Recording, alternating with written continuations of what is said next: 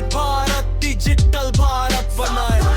Cyber सुरक्षा है, सुरक्षित भारत, डिजिटल भारत बनाए। साइबर जागरूकता, सतर्क रहें, सुरक्षित रहें। एपिसोड 2, साइबर सुरक्षा का परिचय।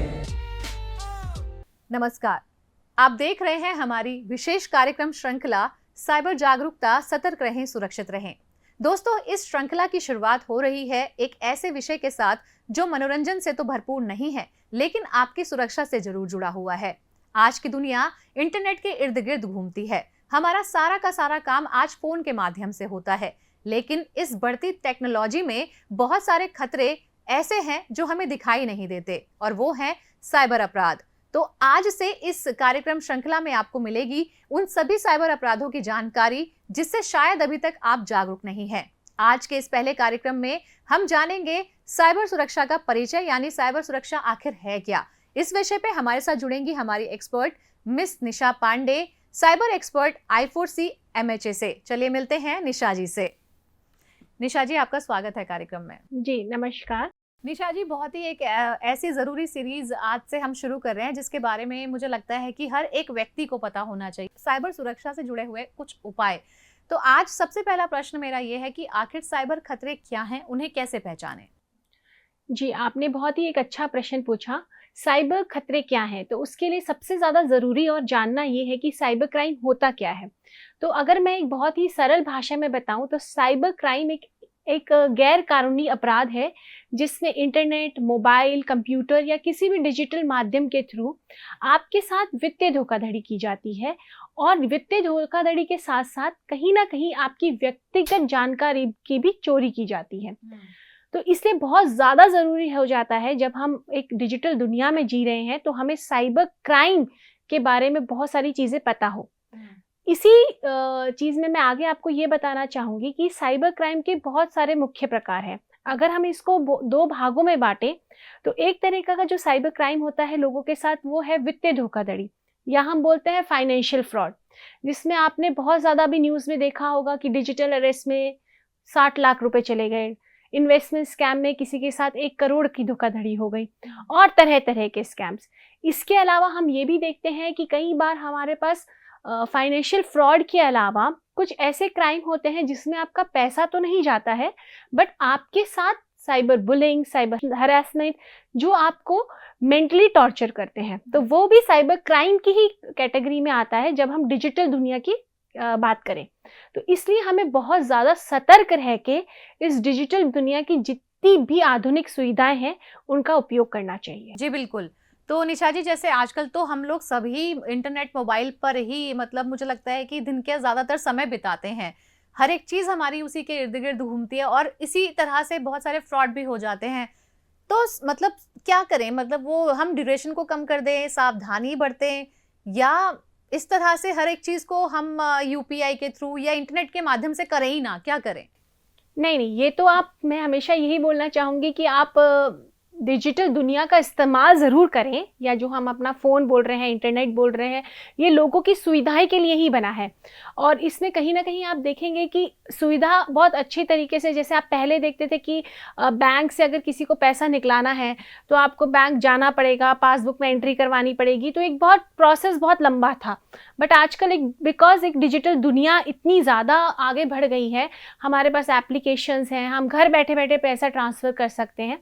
तो हम कहीं भी ये नहीं बोलना चाहते कि आप इस्तेमाल ना करें, बट सबसे ज़्यादा जो ज़रूरी है वो जो भी चीज़ आप अपने मोबाइल में कर रहे हैं या किसी भी डिवाइस में कर रहे हैं, या मैं अगर सरल शब्दों में बोलूं कि आप इंटरनेट पे हैं, तो आप हमेशा ध्यान रखें कि सावधानी ही बरतें।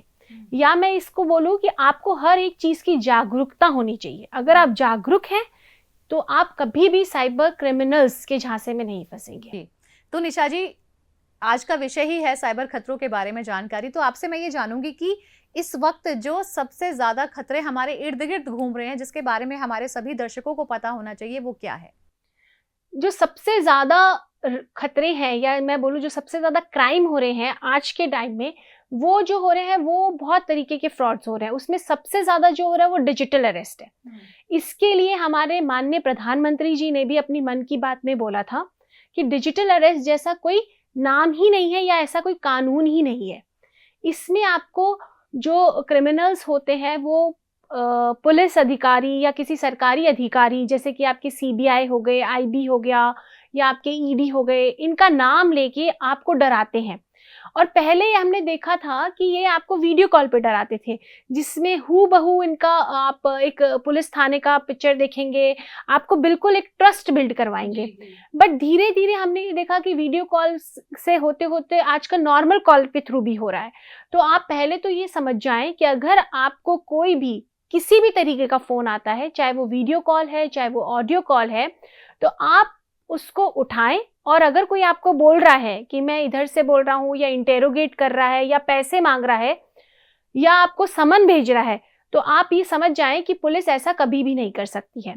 अगर आपके साथ ऐसा कुछ होता है तो आप फोन तुरंत काटें, अपने नजदीकी थाना जाएं, या फिर I4C की वेबसाइट है www.cybercrime.gov.in, उसको अपने घर पे बैठ के खोलिए और फिर उस पर रिपोर्ट करें। रिपोर्ट करने के तरीके मैं आगे की श्रृंखला में आपको बताऊंगी कि कैसे रिपोर्ट कर सकते हैं। और बिल्कुल भी घबराएं नहीं, और हमेशा ध्यान रखें कि पैसा ट्रांसफर ऐसे फोन कॉल्स के थ्रू नहीं करें, और अपने परिवार के साथ जरूर साझा करें। जी, मतलब अगर वो आपको डराएं, क्योंकि अलग अलग तरह के झांसे देकर के वो लोग डराते हैं, तो डरना इस स्थिति में क्या आपको और वीक बना सकता है? जी बिल्कुल। हम तो हमेशा यही बात कहते हैं कि साइबर दुनिया में अगर आप सतर्क हैं, और अगर आप 3 चीजों से बच सकते हैं, डर, लालच और लापरवाही, अगर आप इन 3 चीजों से बच सकते हैं तो आप हमेशा बच के रहिए।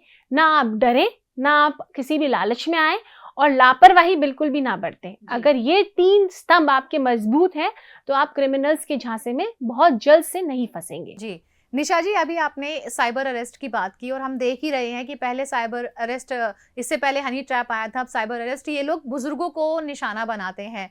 और कई तो ऐसे लोग होते हैं जो कि वेल एजुकेटेड, वेल क्वालिफाइड और बहुत अच्छी फैमिली से बिलोंग करते हैं। तो मेरा प्रश्न ये है कि क्या ये जो साइबर अपराधी होते हैं, ये क्या पहले से रेकी करते हैं? कौन सी ऐसी मिस्टेक वो लोग अपने एंड से कर देते हैं कि खुद ब खुद उन तक वो इन्फॉर्मेशन पहुंच जाती है? अगर मैं इसकी थोड़ा सा डिटेल में डिस्कस करें हम, तो इसमें सबसे ज़्यादा ज़रूरी जो चीज़ है वो है आइडेंटिटी थेफ्ट, जो कहीं ना कहीं हम खुद भी अपनी दे देते हैं। जैसे अगर हम कहीं शॉपिंग करने गए तो हमने अपनी ईमेल आईडी दे दी, हमने अपना फ़ोन नंबर दे दिया। कोई हमसे पूछता है कि आपका बर्थडे किस मंथ में आता है या आपकी एनिवर्सरी किस मंथ में, तो हम ही साझा कर रहे हैं ये सब जानकारी। तो सबसे बड़ी बात है कि इसका एक कारण जो है वो है आइडेंटिटी थेफ्ट। और आप सभी ने सुना होगा कि डेटा ब्रीच सभी देशों में बहुत ज़्यादा हो रहा है। तो इसलिए सबसे ज़्यादा जिम्मेवारी हमारी रहेगी कि हम अपनी आइडेंटिटी, जो पर्सनल इंफॉर्मेशन है, वो डिजिटल दुनिया में कम से कम शेयर करें।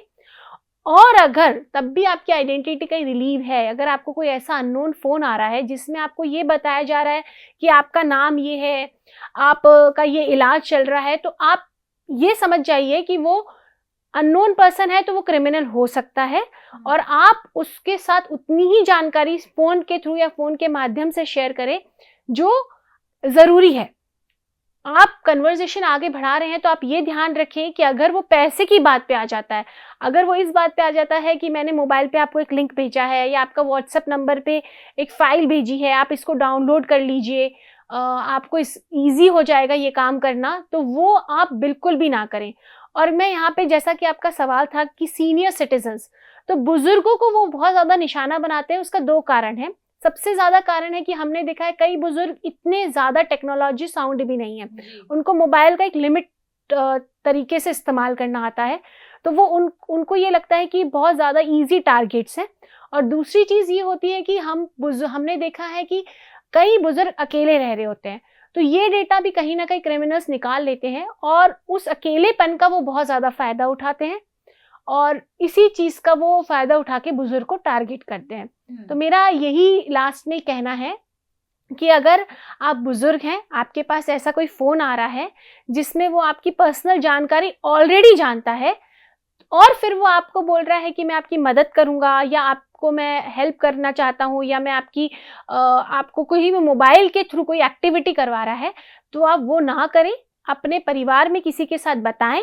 तब भी आपको कुछ लग रहा है कि आपको कोई परेशान कर रहा है, तो अपने नियरेस्ट पुलिस थाने पे पास जाइए और अपनी समस्याएं बताइए। जी जैसा आपने कहा कि खुद ही अपना जो इन्फॉर्मेशन है वो कहीं ना कहीं पास आउट कर देते हैं, अपनी पहचान बता देते हैं। बट निशा जी, हमने कई बार ऐसा देखा है कि हम किसी भी सार्वजनिक प्लेस पे गए, हम देखते हैं कि कई बार वहाँ लोग वाउचर बांट रहे होते हैं, कई बार बच्चों के नाम पे बांट रहे होते हैं, कई बार स्टे के नाम पे बांट रहे होते हैं। फिर वो उस समय हमारी जानकारी जो है मांगते हैं, क्योंकि वो प्रलोभन वैसे देते हैं कि आप जाइए, यहाँ ये मिलेगा वो मिलेगा, इस तरह से। कई बार बच्चों को भी बुला करके वो नंबर ले लेते हैं। तो क्या ये भी एक तरीका होता है? फ्रॉडस्टर जो हैं, जो भी अपराधी हैं, वो ऐसे कर सकते हैं क्या? जी, बिल्कुल कर सकते हैं। देखो, फ्रॉडस्टर तो नया-नया तरीका ही निकालेगा, क्योंकि उसका मेन उद्देश्य ये है कि आपको कैसे ना कैसे करके ट्रैप करना है। तो अब मैंने जैसे आपको बोला, आपने बताया कि वाउचर बाँट रहे हैं, तो आपको ये देखना है कि क्या मुझे वाउचर खरीदना चाहिए? क्या मेरे लिए ज़रूरी है? तो यही है, इसमें सबसे ज़्यादा जो क्लियर पिक्चर आती है वो है लापरवाही या लालच। आपके मन में कहीं न कहीं लालच है कि अच्छा, इस वाउचर से मुझे कुछ रुपए मिल रहे हैं या मेरे को कुछ डिस्काउंट मिल रहा है। तो हम ये नहीं कहेंगे कि आप वाउचर ना लें, आप वाउचर खरीदें, आप उसको यूज़ करें, बट उसमें आप अपनी उतनी ही इन्फॉर्मेशन शेयर करें जो ज़रूरी है।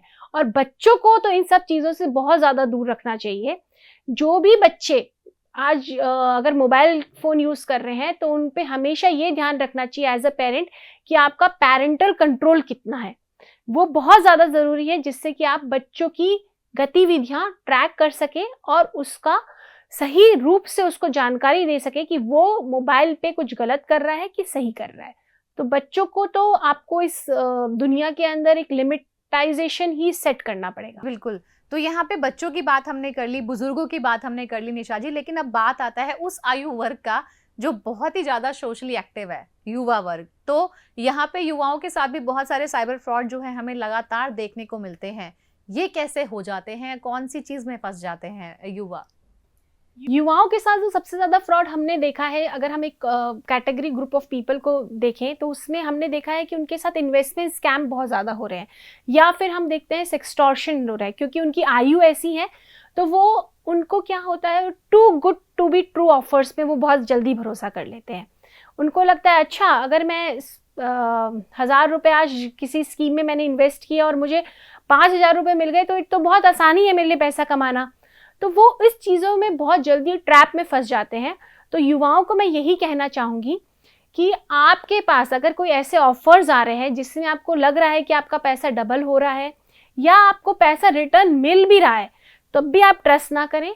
आप किसी भी वेबसाइट, सोशल मीडिया ऐड या सोशल मीडिया पे कोई भी आपको रील दिख रही है जिसमें आपको ये लुभावने ऑफर दिए जा रहे हैं, बोला जा रहा है किसी सेलिब्रिटी के नाम पे या किसी गवर्नमेंट अधिकारी के नाम पे या किसी फेमस चेहरे के नाम पे कि आप इसमें पैसा लगाइए और आपका पैसा 2 दिन में डबल हो जाएगा, और आप ताज्जुब रहेंगे कि आपका पैसा डबल होता भी है और आपके पास पैसा आता भी है।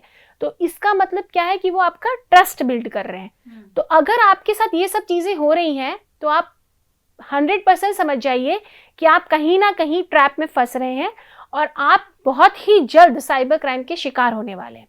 तो ऐसे लुभावने अवसरों पे, ऐसे social media groups, social media ads पे ना तो जुड़े और ना ही अपने किसी और दूसरे दोस्त को जोड़े, इसको डिसेमिनेट ना करें।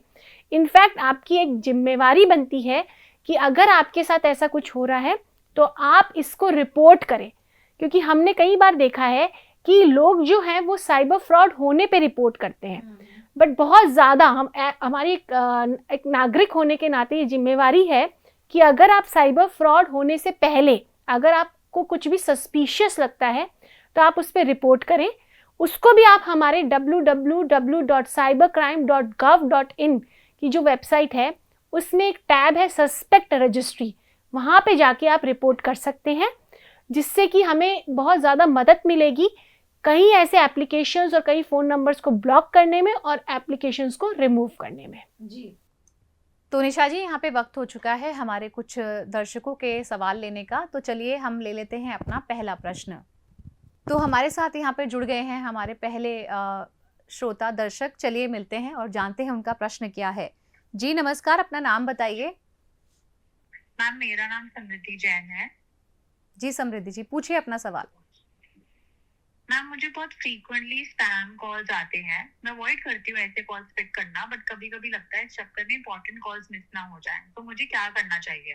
जी, बहुत बहुत धन्यवाद आपके प्रश्न के लिए। निशा जी, इनका प्रश्न जो है वो मुझे लगता है कि आजकल मेरा भी प्रश्न है, क्योंकि स्पैम के चक्कर में और आजकल तो अननोन नंबर पे भी नाम लिखा हुआ आता है, तो कई बार सच में ही हमारे कुछ इम्पोर्टेंट कॉल मिस हो जाते हैं, तो कैसे पहचानें? जी, ये बहुत ही एक अच्छा प्रश्न है कि स्पैम कॉल्स को पिक करें कि नहीं करें। तो पहली बात तो अगर आपको लग रहा है कि बहुत रिपीटेडली एक कॉल है, नंबर आ रहा है, तो आप उसको पिक ना करें। बट अगर आपको ये लग रहा है कि नहीं, ये नंबर जो है ये मेरा कोई इम्पोर्टेंट, जैसा कि इसमें क्वेश्चन में पूछा आपने कि इम्पोर्टेंट हो सकता है, किसी डिलीवरी बॉय का हो सकता है या आपने घर में कोई सामान पहुँचे उसका हो सकता है, तो आप उस नंबर को पिक करें।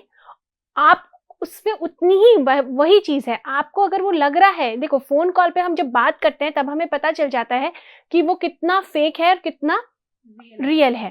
तो आप फ़ोन उठाएँ, आप बात करें, आपको कन्वर्सेशन के दौरान ही पता चल जाएगा कि क्या वो चीज़ें आपसे पूछ रहा है। और हमेशा ध्यान रखिए, अगर कॉल ऑलरेडी स्पैम फ्लैग हो रहा है और किसी स्कीम के बारे में बोल रहा है या किसी और आपको कोई लुब्रिकेटिंग ऑफर्स दे रहा है, तो वो तो आप तुरंत काट दें। बट अगर आपको लग रहा है कि मेरे पार्सल का स्कैम, पार्सल आया है उसका फ़ोन है, तो आप उसको उठाएँ, उसका जवाब दें और उतने में ही फ़ोन काटें। आगे अगर वो आपको जानकारी दे रहा है कि मेरे को अपना आप ओटीपी बताइए, आपका ये आपकी स्क्रीन शेयर करिए, मुझे आपका स्क्रीन देखना है, आप अपने मोबाइल में एक एप्लीकेशन डाउनलोड कर लीजिए।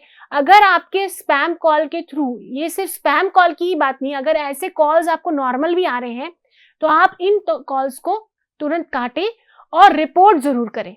रिपोर्ट करना बहुत ज़्यादा ज़रूरी है। तो बिल्कुल, मतलब यहाँ पर हमें खुद ही इस चीज़ के बारे में अवेयर रहना चाहिए। अगर हम फ़ोन उठा भी लेते हैं तो भी अगर हम जागरूक हैं तो फ्रॉड से हम बच सकते हैं। तो निशा जी, बहुत ही सार्थक चर्चा आपके साथ रही है। अब तक इन सारे सवालों पर आपने जवाब दिया है, लेकिन फिर भी एक जिम्मेदार नागरिक होने के नाते आप हमें क्या सुझाव देगी? जिम्मेदार नागरिक होने के हिसाब से मैं आपको सिर्फ एक यही मंत्र देना चाहती हूँ कि आप डिजिटल दुनिया जो भी जिसमें अभी हम जी रहे हैं, उसमें आप हमेशा ये ध्यान रखें कि आप कोई भी गतिविधि कर रहे हैं उसमें रुकें, सोचें और फिर एक्शन लें। इसके अलावा मैं आपको यहाँ पे ये भी बताना चाहूँगी कि I4C, Indian cyber crime coordination centre ने बहुत सारी ऐसी जागरूकता के लिए बहुत सारे कदम भी उठाए हैं, जिसमें जैसा कि हमने इस श्रृंखला में बहुत सारे युवाओं, जो हमारे सीनियर सिटीजन्स हैं, उन सभी को टच किया है कहीं ना कहीं।